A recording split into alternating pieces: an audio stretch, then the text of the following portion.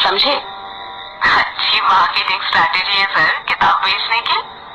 वो तो होगी जगदीश, किताब बेचता हूँ और उस किताब के साथ अपने दर्द भी, तो उन आंसुओं के पैसे तो वसूलूंगा ही ना। बस एक बात दिमाग में रखना कि कोई भी इंसान बुरा नहीं होता, उसे बुरा बनाया जाता है। मतलब यक्षिणी बुरी नहीं थी, उसे बुरा बनाया गया था, है ना सर? मैंने कहा ना, अब मैं किसी सवाल का जवाब नहीं दूंगा। जो जानना है किताब का दूसरा भाग पढ़ के जानना, समझे? बात करते करते लेखक की सिगरेट खत्म होने वाली थी और उसमें बस 1-2 कश ही बचे थे। जगदीश हिचकिचाते हुए फिर लेखक से पूछता है, सर एक बात पूछूं? तुम नहीं मानने वाले ना? ठीक है, पूछो। सर आपकी बातों से ऐसा लगता है जैसे आप यक्षिणी को बहुत करीब से जानते हैं। क्या आपने कभी यक्षिणी को देखा है? सवाल सुनकर लेखक एकदम चुप हो जाता है। उसके चेहरे के एक्सप्रेशंस देखकर ऐसा लग रहा था जैसे वो किसी सोच में डूब गया हो और उसको कुछ ऐसा याद आ गया हो जो वो जगदीश को नहीं बताना चाहता था। जगदीश लेखक पर दबाव बनाते हुए पूछता है, क्या हुआ सर? आप चुप क्यों हो गए? बताइए ना, आपने कभी यक्षिणी को देखा है? क्या कभी आपका यक्षिणी से सामना हुआ है? लेखक सिगरेट का कश लेकर धीरे से कहता है, मेरा यक्षिणी से सामना नहीं, बल्कि मैंने तो खुद यक्षिणी के साथ। लेखक ने इतना ही कहा था कि तभी फोन कट हो जाता है। लेखक अपना मोबाइल देखते हुए कहता है, अरे ये क्या, फोन कैसे कट गया? लगता है नेटवर्क चले गया। ये गांव में यही प्रॉब्लम रहती है यार, पता ही नहीं चलता कब नेटवर्क आता है और कब चले जाता है। इतना कहकर लेखक उसकी कुर्सी के बगल में रखी बैसाखी के सहारे खड़ा हो जाता है। वो लेखक लंगड़ा था, उसका एक पैर जो था वो सही से काम नहीं करता था, जिसके कारण वो लंगड़ा लंगड़ा कर चलता था। उस लेखक ने बैसाखी के सहारे अभी 1-2 कदम ही आगे बढ़ाए थे कि तभी कमरे की लाइट अपने आप बंद चालू होने लग जाती है। लेखक कमरे के अंदर लगे बल्ब को देखते हुए कहता है, अरे अब ये लाइट को क्या हो गया अचानक? देखते ही देखते लाइट पूरी तरह बंद हो जाती है और कमरे के अंदर चारों तरफ अंधेरा छा जाता है। इतना अंधेरा कि लेखक को उसके हाथ पैर भी नहीं दिखाई दे रहे थे। ये क्या हो रहा है आज? कहीं वो आ तो नहीं गई? नहीं नहीं नहीं, ऐसा नहीं हो सकता, वो नहीं आ सकती। लेखक ने खुद से इतना ही कहा था कि तभी कमरे का दरवाजा जो बंद हुआ था वो अपने आप खुल जाता है। दरवाजे के बाहर से हल्की सी सफेद रोशनी आ रही थी। लेखक जल्दी जल्दी बैसाखी के सहारे दरवाजे के पास जाने लग जाता है। तभी कोई उसका पैर पकड़ लेता है और वो धड़ाम से नीचे गिर जाता है। मेरा पैर! लेखक धीरे धीरे अपने पैर की तरफ देखने लग जाता है, पर अंधेरा इतना ज्यादा था कि उसे कुछ दिखाई नहीं दे रहा था। लेखक जैसे ही अपना हाथ अपने पैर पर रखता है, उसको महसूस होता है कि उसका हाथ किसी दूसरे के हाथ के ऊपर रखा हुआ था। लेखक डर जाता है और झट से अपना हाथ अपने पैर से हटा लेता है। तभी उसे एहसास होता है कि अब किसी ने उसका पैर नहीं पकड़ा हुआ था। लेखक जितनी फुर्ती के साथ रेंगते रेंगते दरवाजे के पास जा सकता था, उतनी फुर्ती से जाने लग जाता है। लेखक दरवाजे के पास पहुंचा ही था कि तभी वो दरवाजा अपने आप बंद हो जाता है।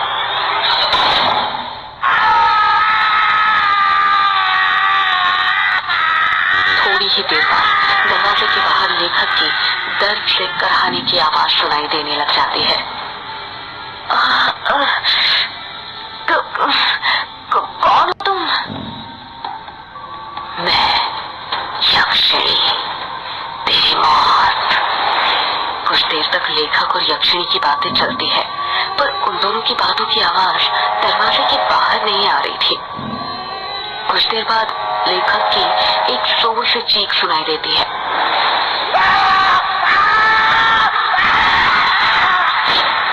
ये एक ऐसी चीख थी जो दिल को दहला कर रख दे।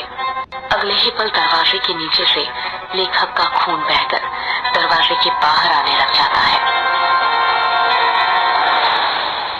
13 साल बाद ट्रेन जो कि तेज रफ्तार के साथ पटरी पर भागी जा रही थी, ठीक उस तरह जिस तरह हमारी जिंदगी भागती है। फर्क इतना है, ट्रेन स्टेशन आने पर रुकती है, पर हमारी जिंदगी कभी नहीं रुकती जब तक हमारी सांसें न रुक जाए। युग जिसकी उम्र 26 साल, गोरा रंग, चेक शर्ट, ब्लैक पैंट पहनकर विंडो सीट पर बैठा हुआ था और अपने कानों में हेडफोन डालकर पॉकेट एफएम पर भूतिया कहानी मेघ एक श्राप सुन रहा था। कहानी सुनते हुए ही युग विंडो के बाहर दिख रहे मेघालय के गारो पहाड़ की हसीन वादियों का मजा ले रहा था।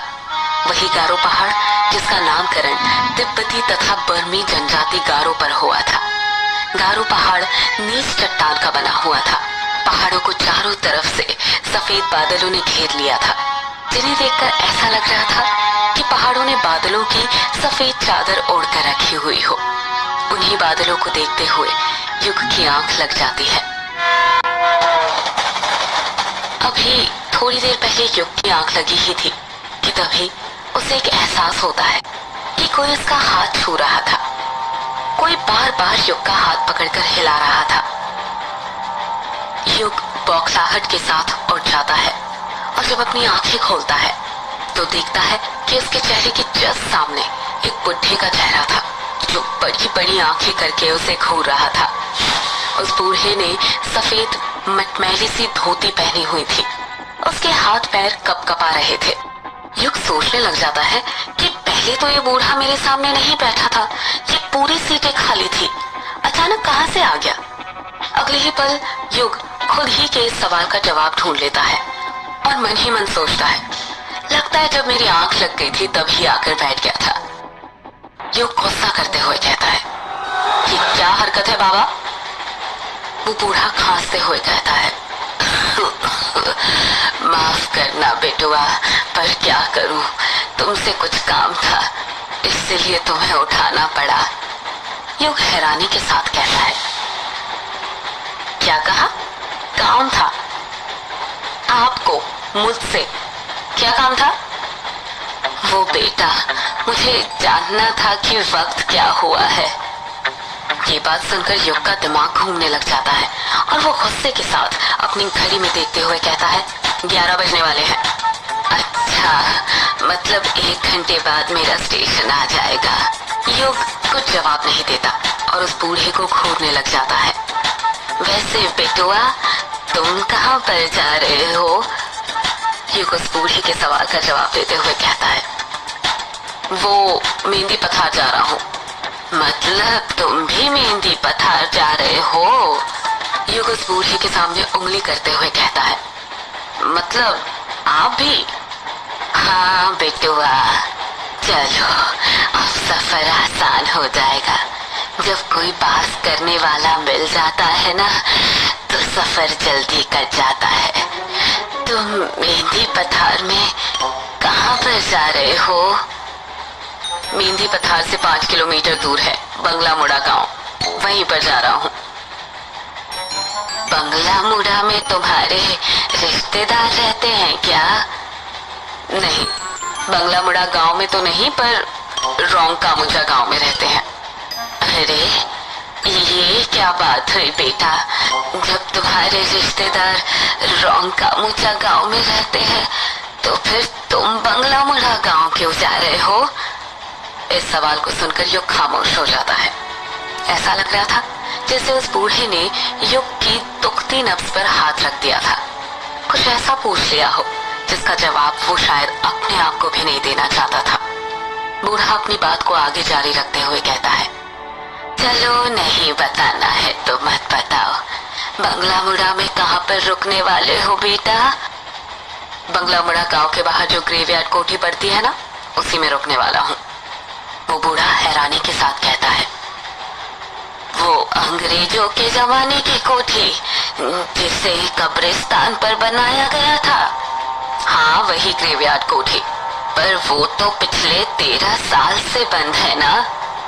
हाँ बंद है, पर अब नहीं रहेगी। मैं आज रात ही उस कोठी को खोल दूंगा। नहीं बेटुआ, ऐसा मत करना। तुम्हें उस ग्रेवयार्ड कोठी के बारे में नहीं पता क्या? क्या नहीं पता? अब साफ साफ कहेंगे क्या कहना चाहते हैं? अगर तुम बचपन में उस गांव में रहे हो तो ये तो पता ही होगा कि यक्षिणी कृष्णोई नदी के पास भटका करती थी। युग उस बूढ़े की बात का कुछ जवाब नहीं देता है। वो गौर से उसकी बातों को सुन रहा था। वो बूढ़ा अपनी बात को आगे जारी रखते हुए कहता है, तुम्हें पता है उस यक्षिणी के एक नहीं 2 ठिकाने थे। पहला कृष्णोई नदी और दूसरा ग्रेवयार्ड कोठी। युग हैरानी के साथ कहता है, क्या कहा? ग्रेवयार्ड कोठी? हाँ, ग्रेवयार्ड कोठी। गांव के लोगों ने कई बार यक्षिणी को ग्रेवयार्ड कोठी के पास भी भटकते देखा था। यक्षिणी हर पूर्णिमा और अमावस्या की रात मर्दों के साथ संभोग करके उनके दिल का खून चूसकर उन्हें मार दिया करती थी। इसका मतलब पापा ने बचपन में जो कहानी मुझे सुनाई थी वो कोई कहानी नहीं बल्कि हकीकत थी। बेटुआ, किस कहानी की बात कर रहे हो तुम? बूढ़े की बात सुनकर युग अपने अतीत की यादों में खो। उसको याद आता है वो पल जब वो 10 साल का था और अपने पिता से बातें कर रहा था।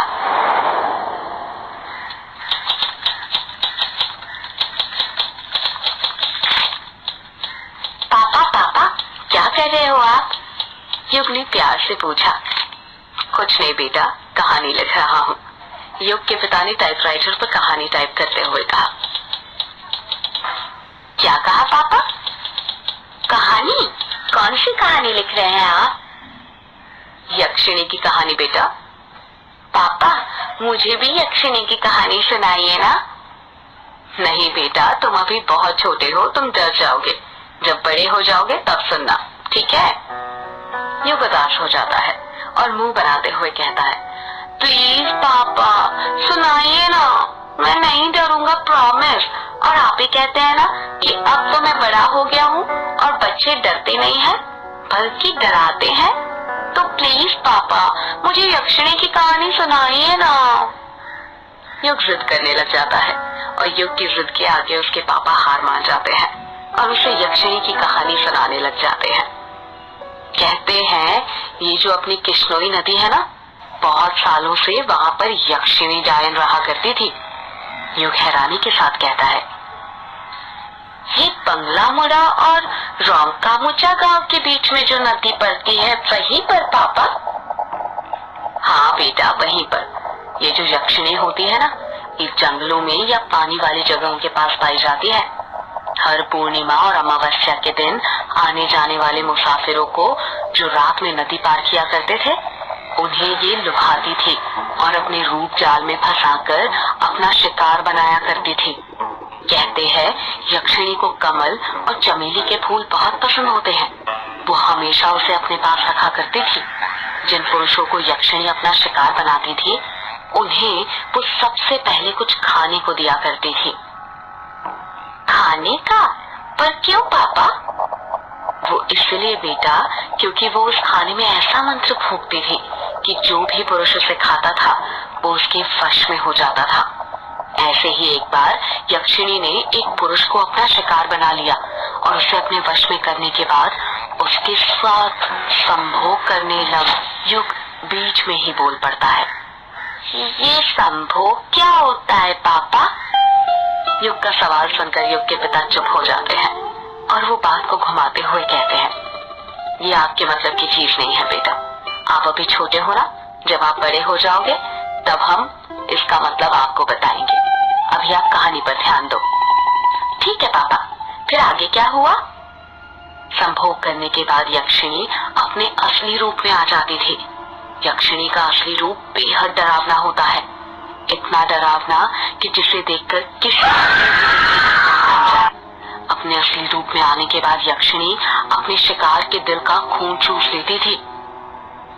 पर वो ऐसा क्यों करती थी पापा? क्या वो बुरी औरत थी? नहीं बेटा, यक्षिणी बुरी औरत नहीं थी, बल्कि वो तो बहुत अच्छी औरत थी, दूसरे लोक से आई हुई एक अप्सरा की तरह। तो फिर पापा वो आदमियों के साथ वो क्या बोला था आपने?